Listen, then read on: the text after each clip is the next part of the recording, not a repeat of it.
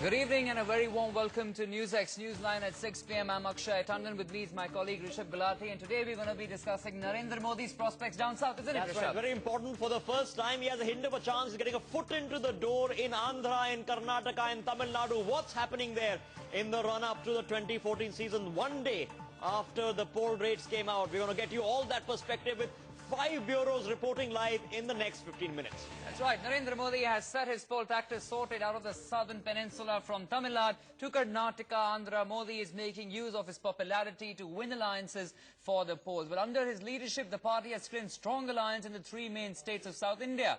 You can see that on your screens, Rishabh. Absolutely right. The BJP is now eyeing its Tamil territory. The party is stitching an alliance of sorts in the state with all parties except for the AIADMK. So that's the alliance they're stitching together. Let's take you straight across to the state of Tamil Nadu. These are the 3 people that are being eyed. One, of course, Vijaykanth. You've got the PMK's Ramadas. The big question is, can they get these parties and get the foot in the door? Let's move to Karnataka. There, of course, Yediyurappa is headed back. These are the 3 people that are being eyed. One, of course, Vijaykanth. You've got the PMK's Ramadas. The big question is, can they get these parties and get the foot in the door? Let's move to Karnataka. There, of course, Yediyurappa is headed back.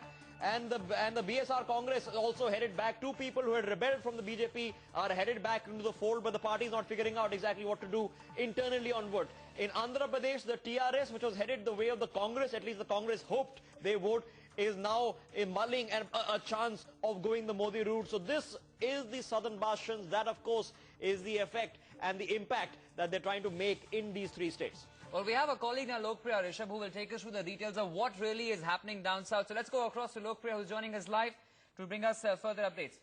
Lokpriya, let me put the first question to you, and let's bring in Lokpriya in from Chennai. What's going on with the DMDK, the PMK and the MDMK? Tell us, give us an update.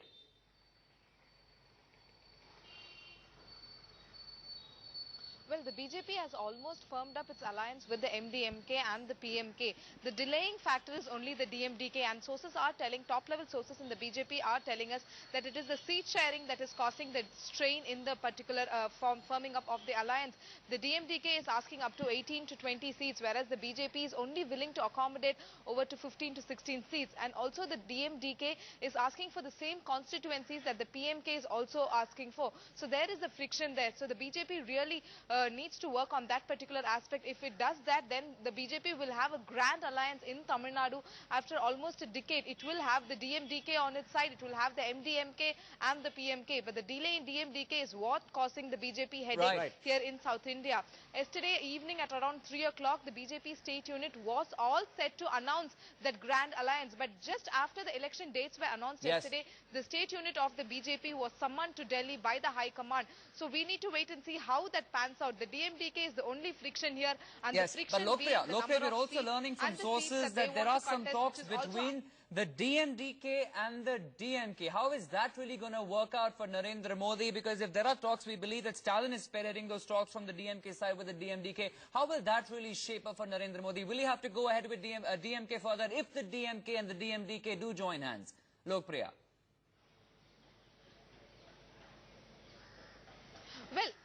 Well, yes, Karnanidhi has already made his wish very clear. He had told in several occasions that he will be very happy if the DMDK will join the alliance. So it's the DMDK that is yet to make up the mind. DMDK is clearly the factor over here, because be it the DMK, be it the BJP, everybody is trying to woo them. And the DMK chief Karnanidhi had made his intentions very clear. So if at all DMK and the DMDK join hands, it will definitely be a setback for the BJP. But one thing that the Modi can draw solace from is that the fact that AIDMK and the left alliance is almost in the brink now. So if that alliance breaks up, then you might well see AIDMK chief Jayalalitha cozying up with her old-time friend Narendra Modi post-poll alliance. So that might still be an advantage for Narendra Modi. Okay, Lokpriya. So we've got the latest from the ground from Lokpriya. She's been telling us that the PMK and the MDMK is sorted. The DMDK is the last hitch for Narendra Modi, but he's never been able to stitch together a grand alliance. And this is how the vote share ties up. This is, of course, the 2009 vote share.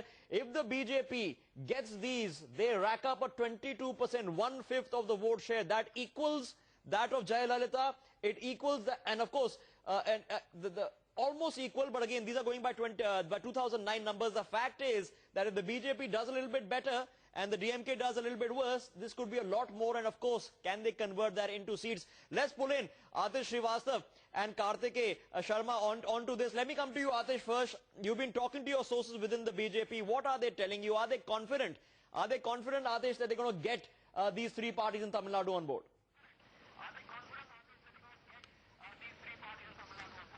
Well, they're trying really hard to create these kind of inroads in southern India, especially in Tamil Nadu. They were in touch with Dr. Vijaykanth, but the reports are coming Dr. Vijaykanth may actually join hands with DMK. If that happens, then it's going to be a major setback for Narendra Modi, because as it is, AIADMK, Jayalalitha has moved out. She is not that willing to come back, have any pre-poll alliance with Narendra Modi. But yes, BJP is concentrating enough on South India. They already have Ramodos, they have Vaiko, and in Andhra Pradesh, they have open talks with TDP. There are also talks going on with TRS as well. So they're looking for some kind of inroads in Andhra, inroads in Tamil Nadu.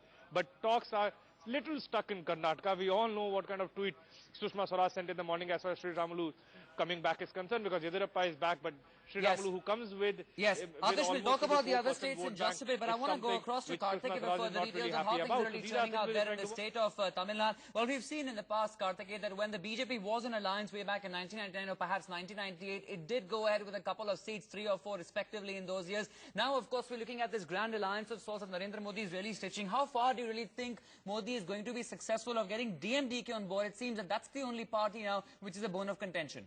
Oh yes, because the back channel talks are on with all the parties. Bharatiya Janata Party is understandably aware of the fact that there is no point going with DMDK, because the whole sentiment as of now all over India is very anti-Congress. So they cannot go with a party which was aligned with the Congress party. So DMK is a strict no.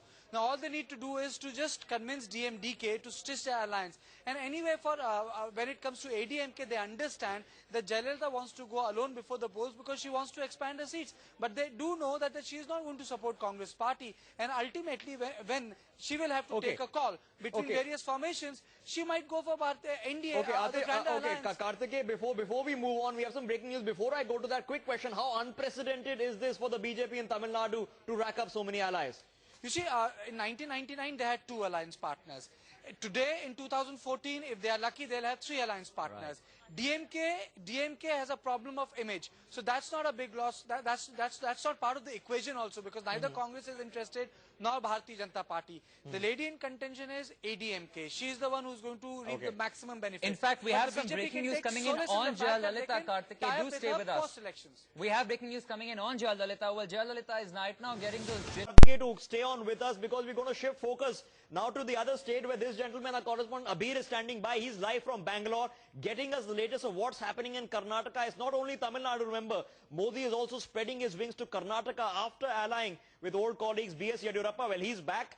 The BSR Congress founder Shriman Lu is also back. He's got his 20-month-old party in the BJP. Akshay, exciting times in Karnataka. Absolutely. Well, the return both of Shriman Lu and Yediyurappa is being seen as a shot in the arm for Narendra Modi, as BJP's chances in the state seem to be very bleak. Let me take this graphic again. Now let's have a look at what it looks like in Karnataka, Akshay. This is the tie-up right now. Again, these are numbers we've taken from 2009. A 1/3 vote share for the BJP, KJP and BSR. So they get roughly near the Congress at 36%. The JDS at 20%. So it just shows how much the BJP needs Yediyurappa back. Absolutely. How much he needs Shriman Lu back to get that vote share and convert that into seats. That's the big deal. Well, let's go across to our colleague Abhi to find out further details. Abhi, like we are pointing out, we know that the KJP is back with the BJP. Of course, that's taking care of a huge chunk over there of the Lingayat community and the vote bank there. But what about the other prospects, with even BSR founder now coming back to Narendra Modi, the NDA? How does it really all fall in place for Narendra Modi now? Abhi? Well, you have to understand how important Sri Ramulu is to the BJP. Sri Ramulu comes from the Valmiki community, which is powerful in the Bellary district, in Koppal and in Chitraturga. These 3 districts that border Andhra Pradesh. Now, these 3 districts send about 4 to 6 MPs to Delhi. So clearly, when Sri Ramulu was with the Bharatiya Janata Party, the BJP was a dominant party in this region. But ever since Sri Ramulu left the party, the BJP got decimated in the 2013 assembly polls, and they don't have a strong base. So they need Sri Ramulu to continue to be strong in Bellary. So that's the reason why they need. Abir, hold your thought. Let me quickly get in a word from Kartikeya. Kartikeya, we saw the BJP decimated in the state elections by the Congress. The Congress had something going for it for a change in Karnataka. Rahul Gandhi has been campaigning heavily in Karnataka also. How much does the return of B.S. Yadurappa to the BJP change that equation? You see, it's going to buffer the impact for Bharatiya Janata Party. Siddaramaiah has an upper hand, there is no doubt about it.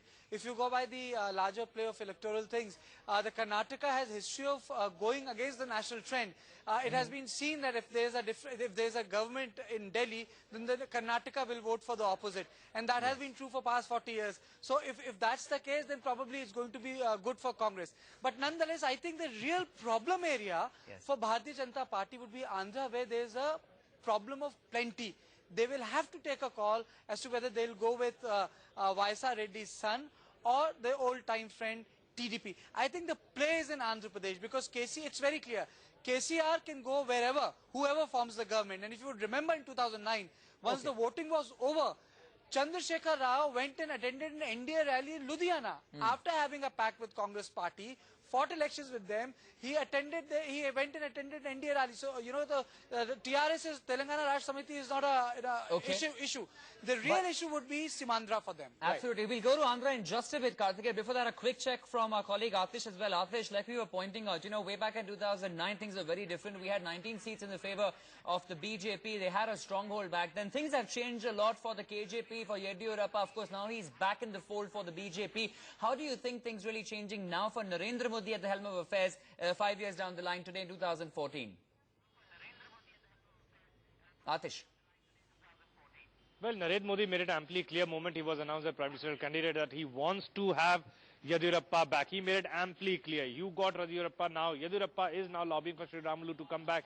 But there are still major obstacles as far as Sri Ramulu's coming back is concerned, because Sushma Swaraj is not that much in favor. If you remember, Sri Ramulu comes from Bellary. Bellary brothers, Reddy brothers were the ones who, there were allegations that they were close to Sushma Swaraj, and Sushma Swaraj actually protected these brothers, and that is why you had relationship between Sri Ramulu and Reddy brothers, which was not good, and Sri Ramulu went in public against Sushma Swaraj. So Sushma Swaraj now doesn't really want him to come back, but BJP senior leaders, apart from Sushma Swaraj, they are of the view that he comes with a vote bank of 3 to 4%, and his own constituency and his own coming back will have an impact on almost 5 Lok Sabha seats in and around region where he comes from. Interesting. So this is why they are they want him to come back. There are talks between Adesh, you know what we've done? We've done that wrap up of Tamil Nadu. You've helped us get an understanding of Karnataka. Let's shift right across to the state border, to the big state, Andhra Pradesh, going through in the middle, Akshay, of that transition time. This is a big time for Andhra Pradesh. Indeed. It's very heavy politics after what's happened with the Telangana thing, hasn't it? Absolutely. In fact, let's take viewers through what's really the equation right now in Andhra Pradesh, with the bifurcation, with the Jagan Reddy and TRS emerging as the front runners for Andhra and Telangana region. Well, after failing to forge an alliance with the TDP, the BJP has successfully stalled TRS's alliance with the Congress. We just heard a few days ago how KCR made it very clear that he has his apprehensions of joining hands with the Congress party. He says alliance option is open, but still not giving a clear indication that he is going in for a set alliance with the Congress party, Rishabh. And this is the problem for the Congress. They were hoping, Akshay, that they would get in the TRS because they've pretty much given up on the coastal part of Andhra. Simandra, they've given up, right? After delivering the state of Telangana. They were hoping in Telangana they would get in the numbers. 42 seats up for stake in the United Andhra Pradesh, because the division, remember, is not happening till June. So the Lok Sabha elections will be for United Andhra Pradesh. This is how the numbers rack up. The BJP 2.8% of that vote share, the TRS 6.6%, the total of 8.9%, enough to win a few of the Telangana seats, 17 seats from the Telangana region. The BJP is hoping it can rack a few of those in, and that's the big thing for Narendra Modi to rack in the numbers. Have a look at the seats, how they broke up in all the 3 states. In 2009, in Andhra Pradesh, nothing much. In Karnataka, they got 19. In Tamil Nadu, nothing. These are the 2 figures that the BJP wants to change.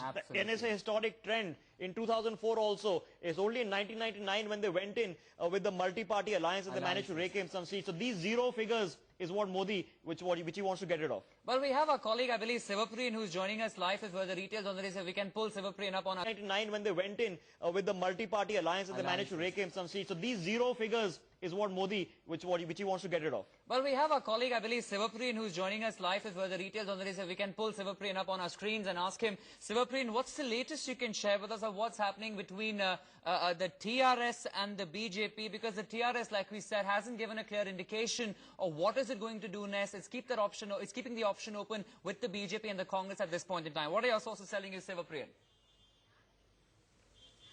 Well, as far as the Telangana Rashtra Samiti, the TRS is concerned, the TRS is very clear that it doesn't want a merger with the Congress, while making it clear that it could have an alliance, but there is ambivalence still in that.